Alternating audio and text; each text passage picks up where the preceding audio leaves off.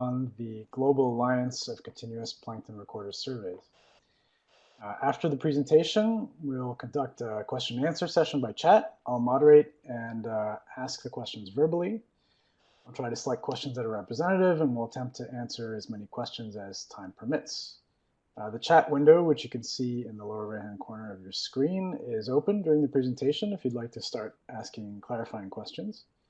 And you can also ask questions on Twitter using the hashtag GooseOcean, all one word. This session is being recorded, and a link will be posted on the Goose webpage. So let me just introduce our speaker. Sonia Batten is the chair of the Global Alliance of CPR Surveys and is a scientist and coordinator of the Pacific CPR project with the Sir Alistair Hardy Foundation for Ocean Science, based in British Columbia, Canada. And CPR surveys of the North Atlantic are really one of the longest sustained ocean observing networks, having started in the 1930s. So it's really my great pleasure to have Sonia with us today to tell us about the Global Alliance of CPR Surveys. And Sonia, over to you for your presentation. Thanks, Albert. It's great to have this opportunity to present this work. I should say at the start that this is contributions from very, very many people who have made up this presentation, and I credit them throughout on the slides that they've given to me to help me put this together. So, as Albert said, this is the Global Alliance of Continuous Plankton Recorder Surveys, and what I'm going to talk about today, first of all, is I'll give an introduction to the Continuous Plankton Recorder Survey for anyone who's not familiar with it. I'll go through GACS, the short form of the Global Alliance, why we set it up and what its objectives are.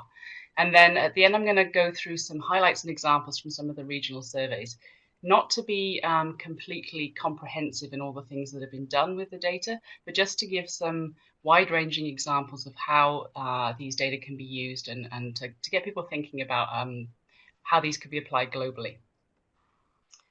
So to start with, what is a CPR? There should be an image there. I don't know if you can see it. I can't see the picture that should be here. Anyway, we'll carry on. So a continuous plankton recorder, it's a mechanical device that, as Albert mentioned, was first developed in the 1930s, 1920s, 1930s. And it was designed to collect surface plankton over large spatial scales. It's very robust, it's mechanical, there's no electronic components, so it's capable of being thrown off of the ship and working still at speeds over 20 knots. Needs a minimum of attention, so it doesn't have to have a research person accompanying it. And so it was designed for ships of opportunity. That means commercial ships that go about their regular commercial activities, ferries, container vessels, things like that. And it was first designed in the 1920s. This is the guy who designed it, Alistair Hardy, over there on the left. And over on the right is a shot of his local harbour in the northeast coast of the UK. At the time, it was a herring town. These are the steamships that would go out and catch herring. And his idea was to try and look at meteorology of the seas. Meteorology or weather forecasting was becoming more and more common. And he had the idea that if you could forecast where the fish might find their food ahead of time, then you could send the fishing fleet there. That would make fishing much more effective, much more efficient. So that was the plan behind his design. Since that, we've gone on and found many, many more uses for the data, but that was the idea behind it. So this is the survey today. Ships have changed somewhat. They're no longer steam operated, but we still use commercial ships, so something like a container ship. It tows the plankton recorder in its wake behind the ship.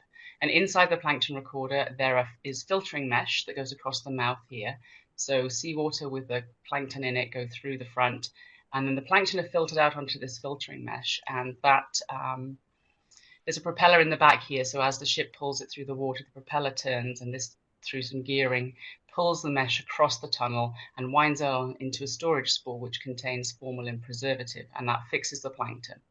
So when we get the instrument back and the length of filtering mesh is unrolled here, it's cut into individual samples that each represent about 10 miles or 18.5 kilometers of the ship's transect. So they cut individual samples, and then these are given to analysts who sit down at a microscope and look and basically identify and count the plankton that they see there. So we build up a picture of plankton diversity and abundance across the length of the ship's transect. On this slide here, I've got the line here is the global mean sea surface temperature from about 1900, so just over 100 years worth of that. And then superimposed, not all of them, but some of the open ocean biological time series that exist. And you can see that most of them extend from this period of time when we've seen an increase, a linear increase in sea surface temperature. Very few, and the CPR survey in the North Atlantic is one of them, extend back to before we saw that change. So having an ability to look at some of the baseline conditions before these effects became apparent is quite important. We know that sustained open ocean biological time series are rare because they're quite expensive. And it's possible in order to collect data on more than just the simplest index, it's often very technologically challenging as well as very expensive. And even most of these time series here that are on this slide have seen periods of contraction as funding is waxed and waned. So it is not a trivial exercise to try and sustain long-term biological time series in the open ocean. This is a fairly commonplace slide showing space scales along the bottom here and time scales on the side. And over here on the far left, we've got the types of understandings, the types of issues that were addressed with CPR data through the length of its time series.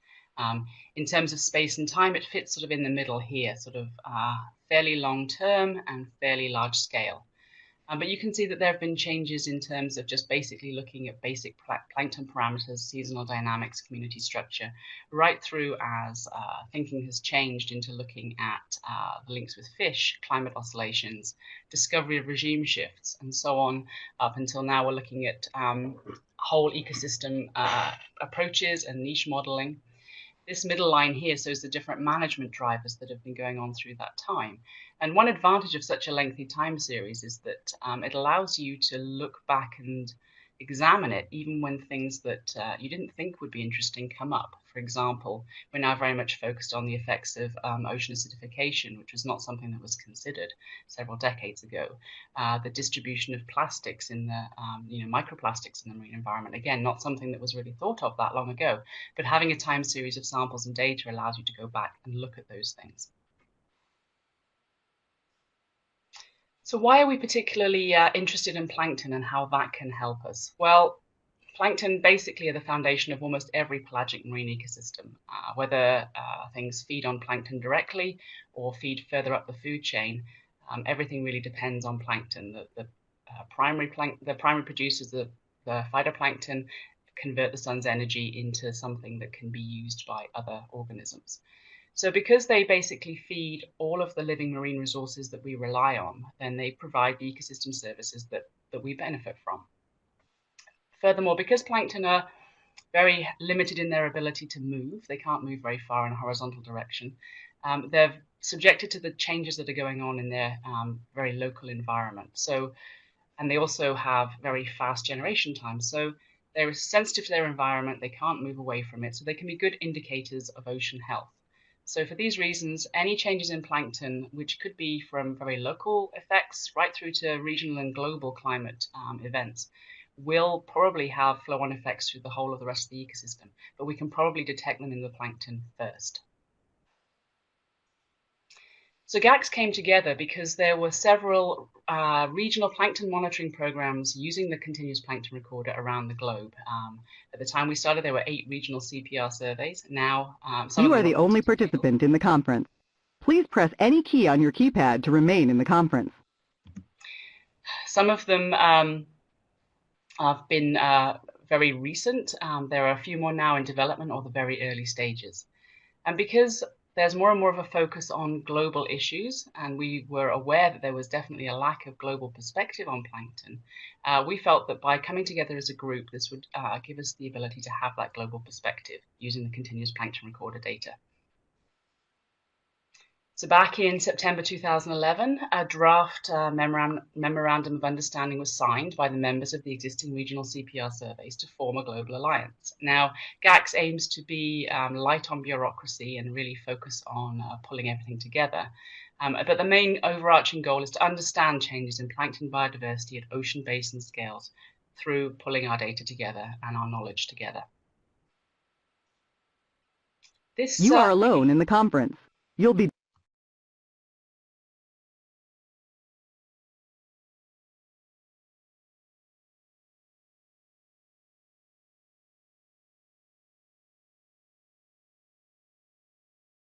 here show. Sonia, sorry about that. I think I'm back. Yeah, you are back. You'll have to go back to the beginning of the slide. That's when Okay. the audio cut out. Sorry about that. Okay.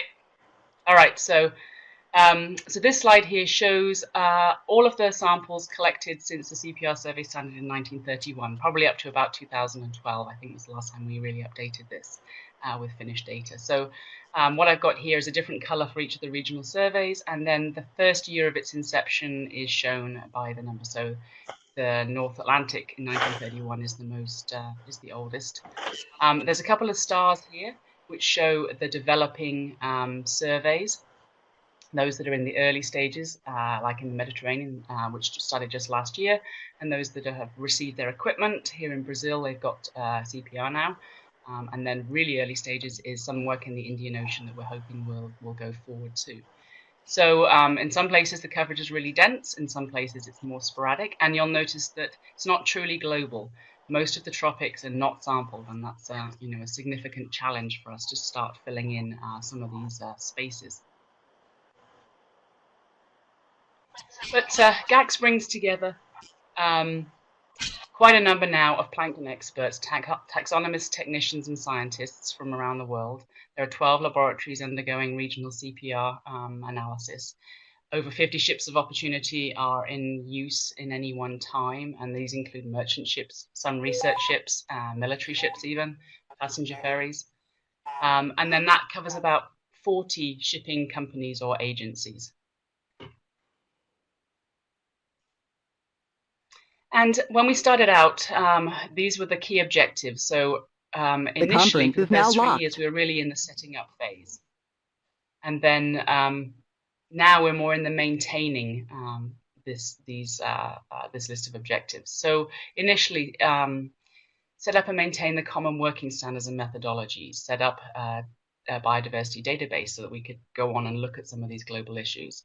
Have a website for outreach and publicity and data access, produce a regular ecological status report, and I'll come to that shortly, provide an interface between ourselves and other global ocean observing programs like the International Ocean Color Group and so on, and things like that. And then something that we've been focusing on much more recently is to facilitate new surveys and develop capacity building in other regions. For example, Professor Hosey was in South Africa just this last month to train a team there in methodology and taxonomy of Southern Ocean zooplankton. So build capacity and facilitate secondments of the CPR scientists between the institutions so that we can keep our standards and methodologies current and common, work well together by building relationships and collaborations. So the first product from GACS has been an updated status report. This is the most recent one that's available from the SAFOS website. I've got the address here, if not on the GACS website too. And this is something that we hope to redo on a pretty regular basis and provide sort of the current state of what we think we understand about the different regions of the globe. So now what I'd like to go on to is some regional highlights. And, I stress again, it's not exhaustive by any means, but I'm trying to show a diversity of different uses for the CPR data and different reasons why the surveys are important locally. And I'm going to go through sort of in a region by region basis. So where I'm going to start is with the North Atlantic survey. That's the oldest, most multi-decadal survey that we have. And this is a fairly classical piece of work now, goes back to almost a decade actually. And what we have here, just to orientate you, this is the northwest European shelf in each of these images. And the top layer here is a group of warm temperate species. So zooplankton species that have their origins in sort of the fairly warm waters to the south of the region. And then this group here are the subarctic species, which have their center of distribution much further north in the subarctic waters. And you can see through time, this is the early part of the time series, 58 to 81, and then decades thereafter, that the movement of these warm temperate species has been consistently moving to the north. And this has been following an increase in temperatures and an increase in the shelf edge current too. And at the same time, the central distribution of the subarctic species has also been moving north, a retraction into the colder Arctic waters. And this kind of movement represents over 1,000 kilometers and is much more extensive than anything you would see on land in that same time period. So it's really quite remarkable how the biogeographical changes can happen. And of course, the underlying subtext is that if this is where the plankton are moving, does that mean that their predators are moving too? Or are their predators now having to face a different type of food, which might be not so nutritionally advantageous? And another story from the North Atlantic. This is a picture here of a chain-forming diatom called Neodenticula. It's very common in the subarctic Pacific, but back in early 2000s, we started finding it on samples in this Labrador Sea region of the North Atlantic. And after just a few sporadic ones in 1999, 2000, it sort of showed up quite convincingly year on year. And what we believe is happening is that as this graph here over on the left shows the decline in summer sea ice extent. So we believe that perhaps the Arctic has become a favorable habitat for this diatom. And now with diminished sea ice in the summer and a route opening up through the Northwest Passage, that waters containing this diatom have moved from the Arctic, from the Pacific to the Arctic and right through into the North Atlantic. Now, this diatom has been seen in the Atlantic before, but only in the fossil record, so about 80,000 years ago or more. So having it now present in the North Atlantic, we don't believe it's a problem species, but it does raise the question that if this is coming through and able to persist all the way through the Arctic into the North Atlantic, other organisms, some of which may be less beneficial or even harmful, could make that same journey. And it certainly represents a change in, potential change in community structure in the lower trophic levels. So I'm going to move over to the Pacific itself now, which, because this image is centered on the North Atlantic, means that we're split into two boxes. But if we go to the Pacific, the North Pacific Survey started in 2000, so it's nowhere near as long as the North Atlantic, but it does sample both the east and west North Pacific gyres. In the North Pacific, the climate, the dominant mode of climate variability is indexed by what's called the PDO, the Pacific Decadal Oscillation. And as the name implies, normally it's a decadal oscillation, but over the first sort of decade or so of this time series, it actually was switching phase much more frequently, every 4 to 5 years. So we have a warm phase here and a cool phase here. And in the Pacific, when the PDO is positive, the Eastern Pacific is warm while the Western Pacific is cool, and vice versa. One of the indices we were looking at from the CPR data is this index of copepod community size. So this is somewhat, this relies on the species identification, because we take the adult female length as the measurement. But it enables us to compare across, in fact, the entire globe, because it doesn't matter which species are used. We're looking at relative changes in the size of the community. And the conventional paradigm is that in warmer conditions, you should see a shift to smaller organisms. And that's certainly what that biogeographical shifts in the North Atlantic showed, that those warm temperate species were smaller and they were moving further north. So you were getting a change in the main size. So this study compared the east and west basins through these different climate regimes, and found actually that there wasn't necessarily what you would expect to happening. In the Western Pacific, as the sea surface temperature rose, you had an increase in the copepod community size, so larger organisms, while in the eastern side you had what you would expect, that in warm conditions there were more smaller species. Now, I'm grossly oversimplifying the paper here, and there's a lot more information in it. But the thinking is that in the Western Pacific, when the PDO is, when the waters were warmer, the phytoplankton cycle was actually much more in phase with the larger zooplankton and enabled them to become more abundant. whereas in the east, which is a iron limited region, so temperature having much less of an impact on the phytoplankton seasonal cycle, because there really isn't one. It's really dominated by the presence of iron. It was a northwards advection of warmer water that was bringing smaller copepods north, that was giving you the classic pattern that we expected. So having this kind of index of copepod community size, which we can look at now globally, should throw up some insights into exactly how the ecosystems are responding to climate changes. So moving now to the Southern Ocean. The main CPR Southern Ocean survey started in 1991, so it's really quite a lengthy time series now. And what we're looking at here is from the South Pole north. Now, because the Southern Ocean doesn't have any land at all around it, then the currents circle the continent completely, and you end up with gradients that are latitudinal rather than longitudinal. And this image here shows it really nicely. So this study took the distributional data from just one species, a small copepod, Oithona similis, added in environmental data, because these are research ships that tow the CPR down there. So there's a lot of supplementary environmental data on board too. And produce these plots which show the probability of finding this particular species in each region and each month. And this is the austral summer that's shown here, and you can see seasonality is quite clear. And this would enable you to look for hotspots and make predictions about how things should change. So a really nice way of using the data with everything that's available. As I mentioned, the Southern Ocean has these kind of bands that extend around the Southern Ocean, and they're dominated. So there are 4 zones that are recognized. See, this one is the polar frontal zone.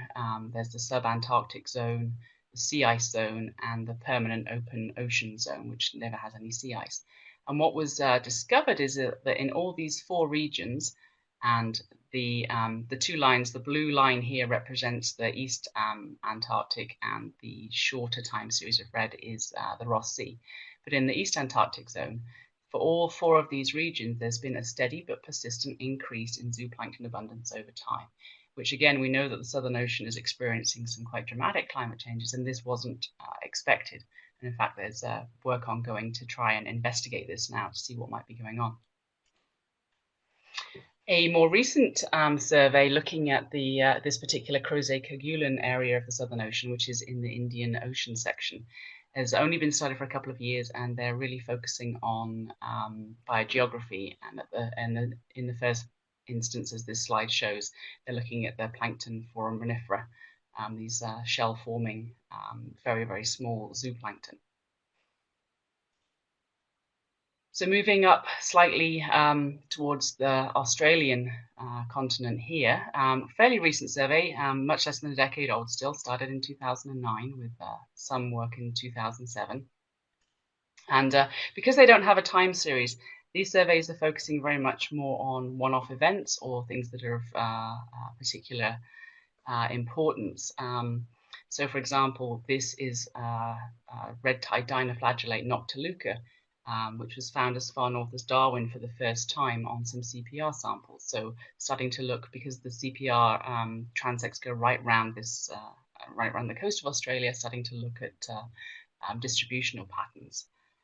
And then in 2009, after a long period of drought, there was a very large dust storm, and fungus was found on the CPR samples that were collected around the coast. And this particular type of fungus can live in freshwater, marine, and on land.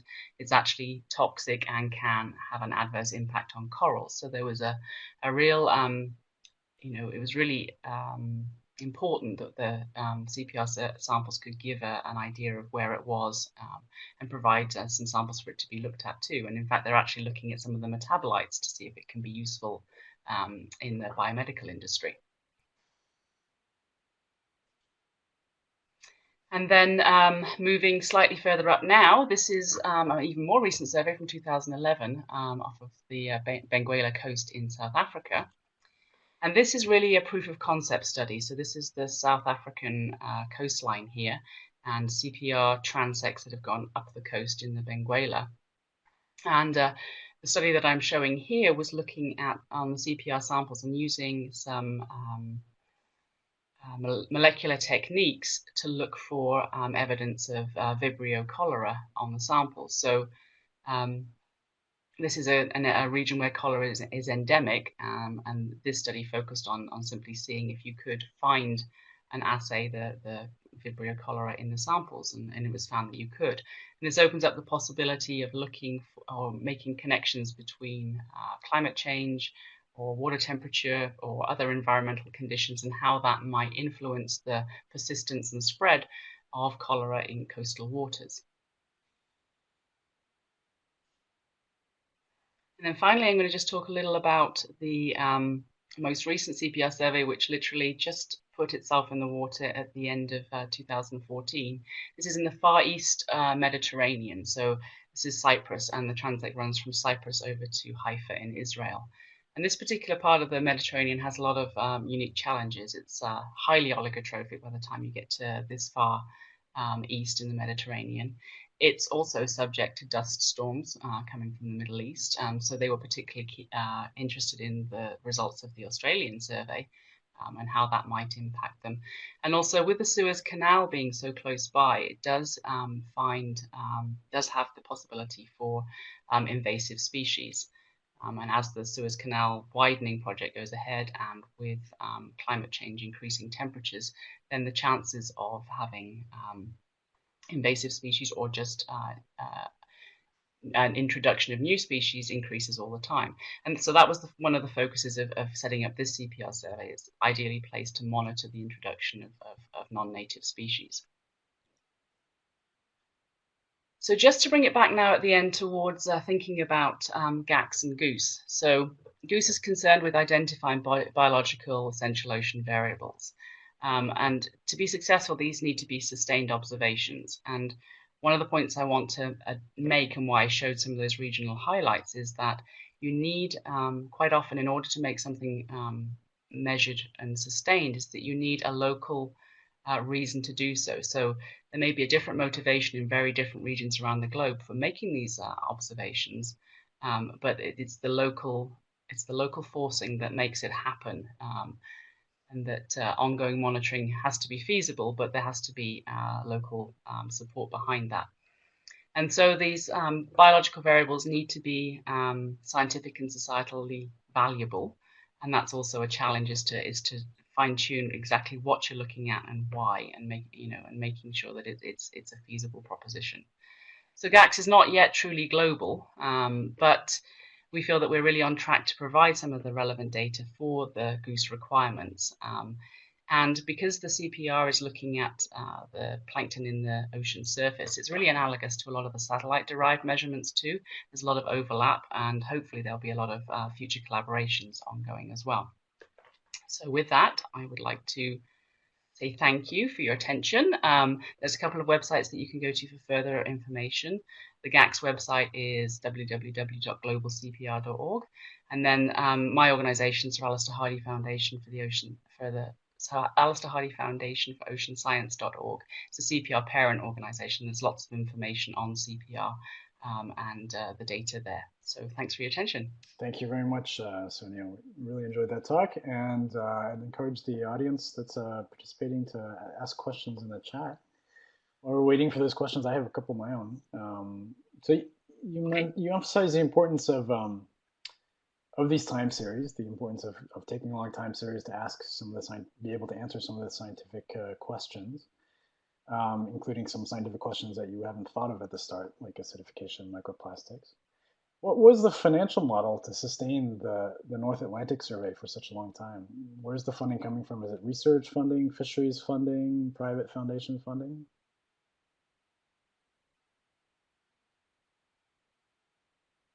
Nope, we've lost Sonia. In fact, we've lost her entirely from the connection.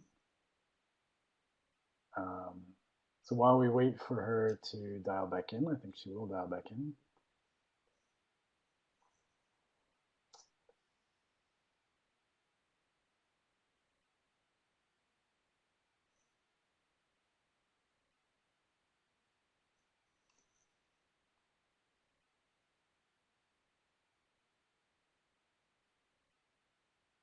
while we're waiting, please feel free again in the chat window to ask any questions you might have of Sonia while we try to get her back online.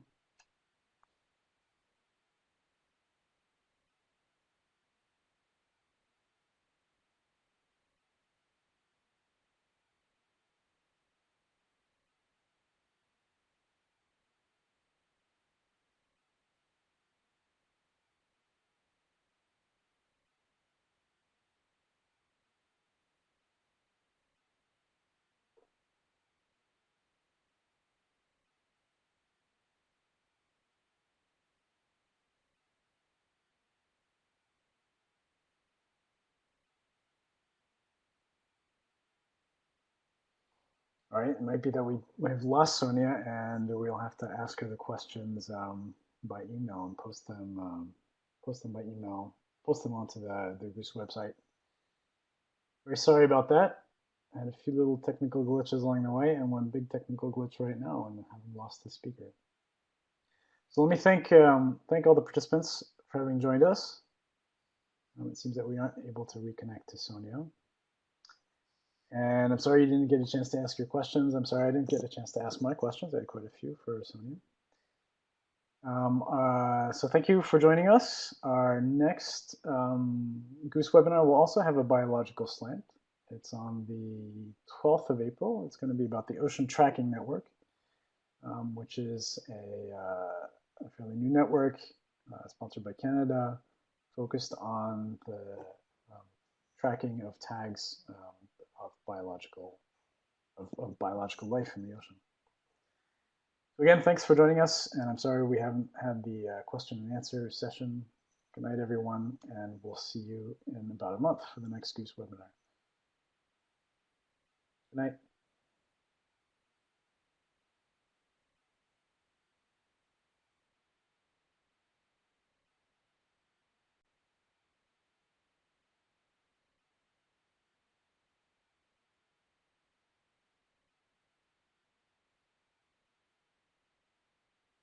Well, actually, it looks like Sonia's back, but we've lost all of our questioners.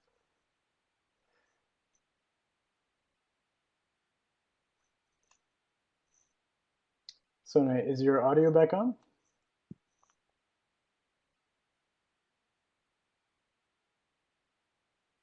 It is now.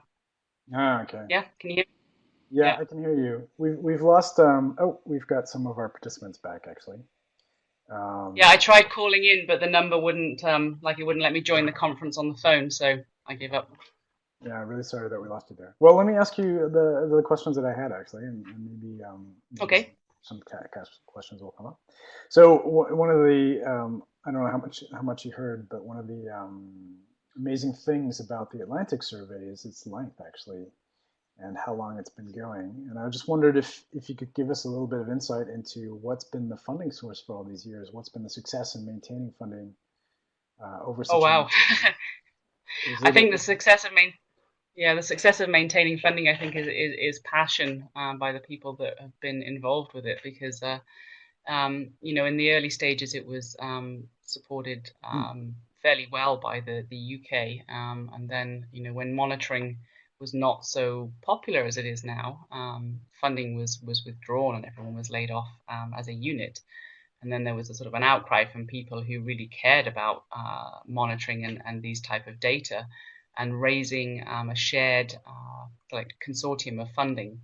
And that's really been the model that's proved successful since, is that there's you know, there's funding that comes from a variety of government sources, from you know, governments that have an interest in the data, research led funding that has a, you know, a focus and a target for a period of years and a particular question to address. So a model of all of those things, but it's really just been people being passionate about it and working really hard to keep the funding going. That's been why it's successful. And is it all government funding, or is it mostly from research agencies, or is there a mix of research and fisheries? Is there private foundation money?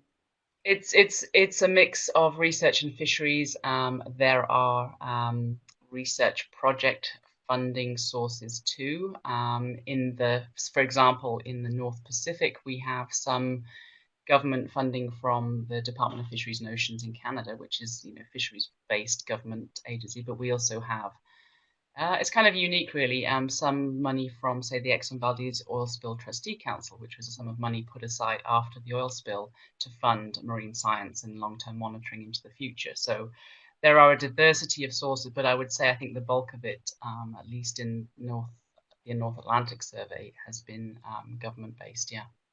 So you're working in the Pacific. Are you trying to follow a similar model in terms of being able to sustain it over a long period of time? Yeah, we found, initially we had some seed funding, and that was great for the first few years, but we did adopt the same model, that by having a consortium and having the funding spread between a variety of funders, it was going to be more successful, because then no one organization is picking up the bill for too much of it, and it also helps to leverage the funding from another source because you already have some commitment. So yeah, that it's more work, but it's the way we've been going. So coming on to some questions about the technique. So originally the towed body was completely passive in a sense. It just had one sensor, which was the silk screen. Are there developments where you showed the surveys in the Southern Ocean, which had a lot of complementary data, which allowed some analyses about how the physics and biology are interacting? Can the CPR now measure other variables? Can you put other sensors on it? Are there physical variables? Yeah. I mean, that's one thing, that as the technology is changing all the time, and things are getting smaller, more reliable, and requiring less battery power all the time. So that does open up more opportunities. So there's been two streams for the Southern Ocean, because all of those transects are serviced by research ships. Then they have, an advantage, because research ships generally have a lot of instrumentation built into them and collecting underway data. For the CPR itself, we have some packages that just collect simple salinity temperature. Fluorometry, getting chlorophyll A fluorescence is possible now. That's routine. And the sensors are getting smaller all the time, and things like nutrients and so on might become a possibility. We have to be a little bit careful in what we look at. For example, oxygen is also an interesting thing, but we're towing in the wake of a fast-moving ship. So there's a lot of bubbles. There's going to be a lot of mixing. So things like acoustics may not work very well because it's a really noisy environment. So there are going to be some things that will work well. We've also in the past put equipment, say, onto the ship's intake water to look for nutrients underway. But the ships don't necessarily stay on the same route for very long. So while it's relatively easy to sort of put a new davit on and change the ship that the CPR is towed from, it's a little bit more of a problem if you've put instrumentation inside the ship and inside their line. So it's expensive. You have to be pretty sure that you're not going to lose that ship. So ferries are more suitable for that kind of onboard additional data. But if you're not sure how long you've got the ship, then putting it on the CPR is also a good way to go. I know that's a challenge that a lot of the other groups that are taking observations of commercial ships face as well, both biogeochemical observations, carbon observations, and the physical, marine meteorological, and physical observations. So how do you negotiate with the ship captains and ship companies, and how do you deal with the changing nature of that and the fact that ships are constantly changing routes these days? Well, we have a team of people at Safos that do that, but it's an interesting point you raised, because I just this morning found out that one of my ships has been, well, I found out it was scrapped last week, but I've now found out that they don't have an alternative, and now I have to go hunting for another ship that does that route. So, I mean, one of the things in our favor is that marine traffic is huge. There's more and more ships out there, on these routes. More and more stuff is moved by sea, and the ships are faster and make more trips. So there's never really been a shortage of ships. So yeah, we have logistics people who identify the route that we're looking for, identify the most likely ship. Some companies we've had working relationships with for years now, so we can approach them and say, well, we'd like to use this ship on this transect. So in the next few weeks, I will probably have to go and talk to people and say, what we do, why it's important, and could they possibly help us. But we've had a lot of positive results with the shipping companies. It's generally something that they care about, the marine environment too, and they're keen to help if they can. How much work is it actually for a crew to deploy and recover the CPR? It's not much work at all. I mean,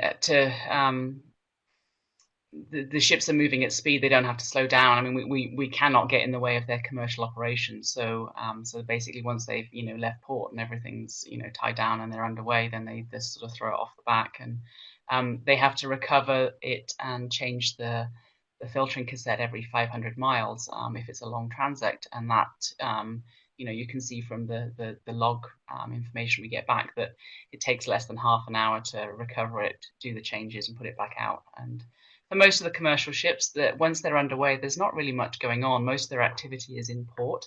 So some of them have actually said that they're actually quite happy to have something to do on some parts of the voyage. So it's not an awful lot of work. You mentioned starting work with the International Ocean Color Coordination Group, which is largely looking at ocean color from the satellites, but also some comparing them with in situ values. So, what areas of work are you envisioning in terms of looking at the two different types of data, and how are they complementary?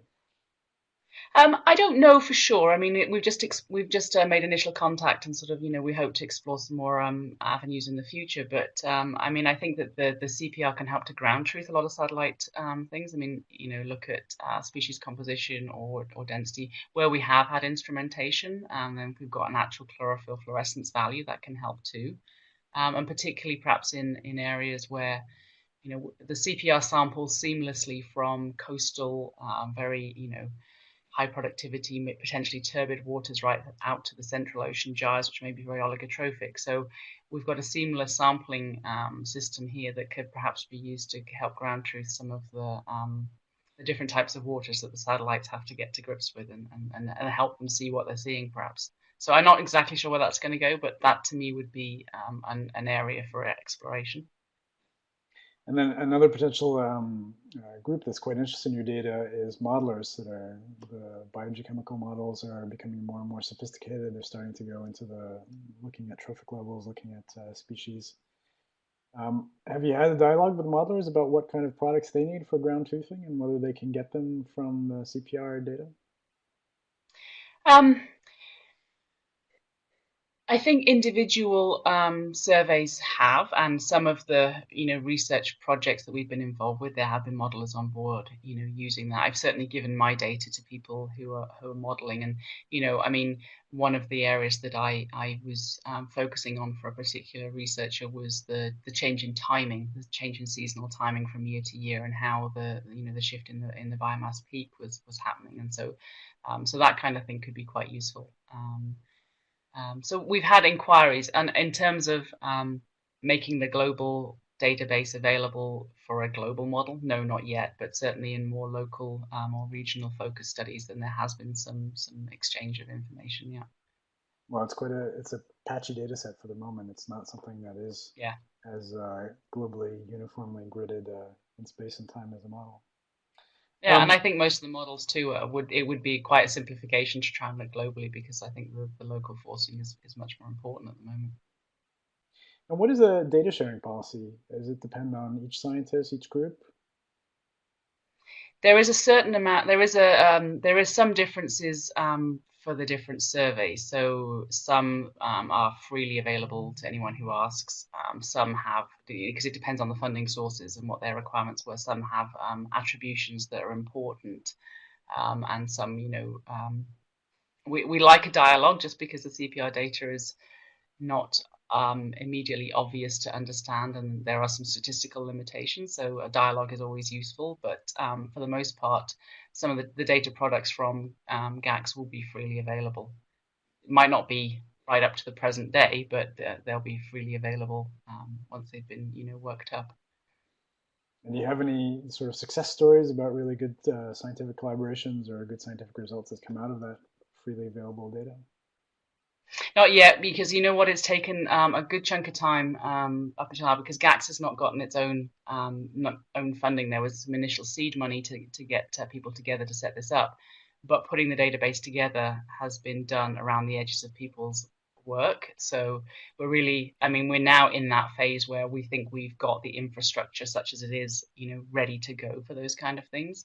So we are keen to start having some success stories. All right, it's exciting time. So let me thank you for dealing with all those technical difficulties as well. You were pretty unflappable and even getting back on after being booted out of the process to answer Yeah, questions. there's always something. So thank you very much. And really, it's been a pleasure having this webinar with you. And we'll let you go and get on with the rest of your day. Thanks very much, and good night to you, because I must be close to bedtime now, I think. Close to midnight here. All right, Yeah. thanks very much. Thanks. Bye-bye. Thanks to the audience members that stuck with us to the very end here. Thanks. Bye-bye.